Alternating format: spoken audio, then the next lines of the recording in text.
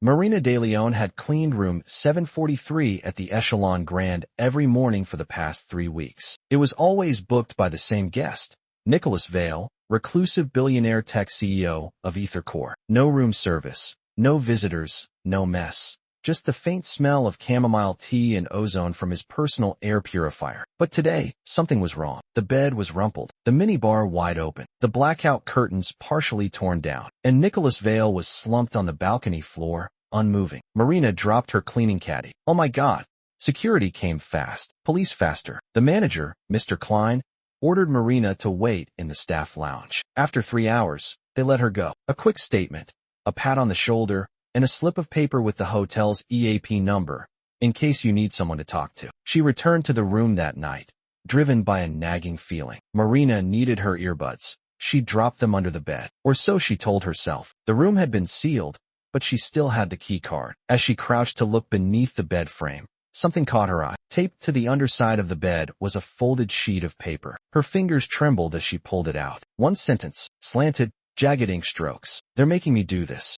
Marina barely slept. She called the non-emergency police line, explained what she found. They thanked her, took her name, said they'd follow up. The next day, room 743 was back in service. Scrubbed clean, fresh sheets, not even a hint of tragedy. Marina knew something was off. Detective Ross, the officer she'd spoken to, wasn't answering anymore. Her voicemail message was gone, replaced with a generic tone. When Marina finally returned to room 743 again, pretending to clean it, the paper was gone. But something else had changed. The blood splatter that had stained the balcony was rearranged, smaller, more controlled, the kind of splatter you might expect from a shallow wrist wound.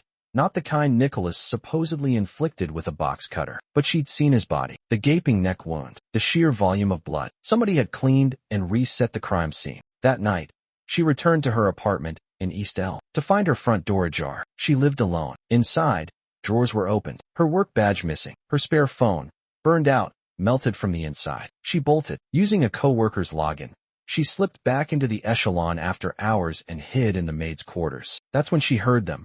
Voices in the underground staff tunnels. 2 men, clean suits, polished shoes. She has the note, one said. She made a report. She wasn't supposed to. They weren't police. They weren't corporate. They were something else. Marina barely escaped, slipping through a side hatch that led to the old laundry chute. Her heart pounding. Her world flipped upside down.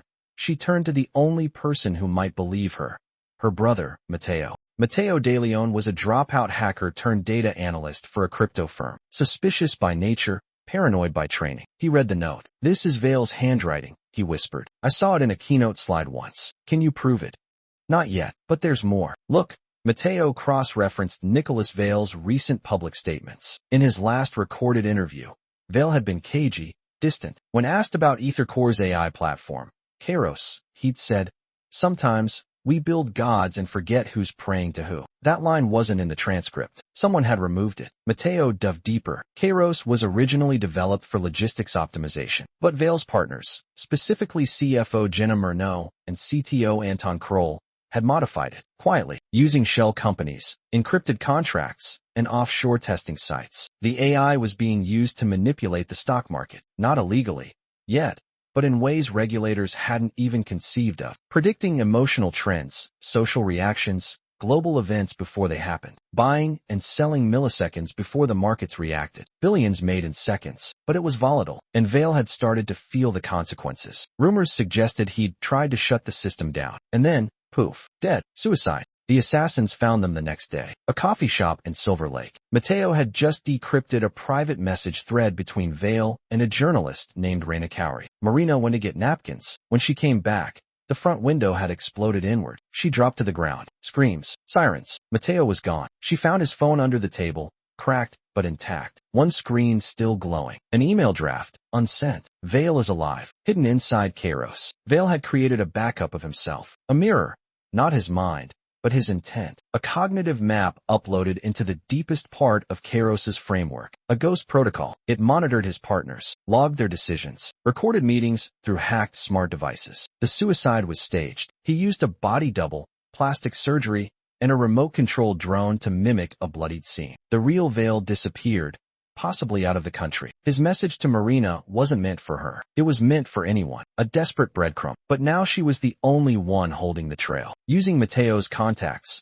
Marina found Raina Cowrie. The journalist had gone underground after Vale's death, fearing retribution. But Marina convinced her to help. They cracked the Kairos admin terminal. One wrong move, and they'd alert the hunters again. Inside, they found it. A simulation log labeled Project Lazarus. Vale's voice echoed from a hidden audio file. If you're hearing this, I'm either dead or very close to it. My company has become a weapon. Kairos is no longer a tool for good. Jenna and Anton repurposed it to rig global systems. And they've tied it to my biometric key. If I die, they control it fully. I had to vanish. But if you're listening, there's still time to bring them down. Raina sent the logs to a whistleblower network. Within 48 hours, the story exploded. News headlines, government investigations, stock crashes. Jenna and Anton went silent, but the assassins kept coming. Marina was now not just a witness, but a symbol. The maid who found the note. The woman who exposed the billion-dollar AI con. They chased her across rooftops, back alleys, safe houses. Each time,